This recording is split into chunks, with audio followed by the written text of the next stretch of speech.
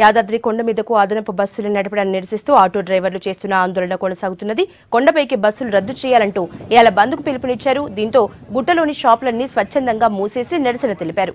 Auto డ్రైవర్ల ఆందోళనకు అఖిలపక్ష నేతలు మద్దతు తెలిపారు. స్వామివారి వైకుంఠ ద్వారం నుంచి అంబేద్కర్ విగ్రహం దాకా ర్యాలీ తీశారు. బస్టాండ్ ముందు ధర్నా చేశారు.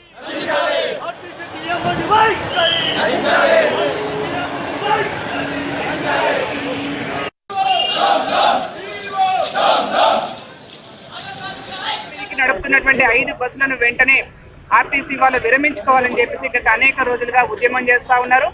ఇవాళ యాదగిరిగుట్టలో స్వచ్ఛందంగా వ్యాపారులు వర్తకులు అందరూ కూడా ఆటో కార్మికులు చేస్తున్నటువంటి ఆందోళనకు పూర్తి మద్దతు ప్రకటించి ఇవాళ స్వచ్ఛందంగా శాంతియుతంగా బంద్ నిర్వహిస్తా ఉన్నాము. ఆ బస్సులు ఈ రోజు కొత్తగా వేయడం వల్ల సుమారు 600-700 మంది కార్మికులు ఈ రోజు వారి ఉపాధి కోల్పోయి వారి కుటుంబాలు రోడ్డు మీద పడుతున్నటువంటి ఈ పరిస్థితి నుంచి తక్షణం వారికి సమాధానం చెప్పవలసిన అవసరం ఉన్నది.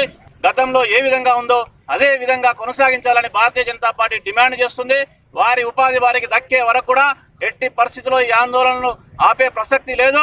ఇక్కడ ఉన్నటువంటి ఆటో బస్సులన్నీ కూడా 5 బస్సులు ఉన్నాయి. 5 బస్సులు కొండపైకి వేశారు. దాన్ని నిరోధించాలని ఆటో కార్మిక సంఘాలు జేఏసీ తరఫున ఆందోళన నిర్వహిస్తున్నారు. దీని ముఖ్యంగా దేవస్థానం ఈవో గారు, డిఎం గారు కలిసి ఈ బస్సులు వేసేటువంటి ప్రయత్నం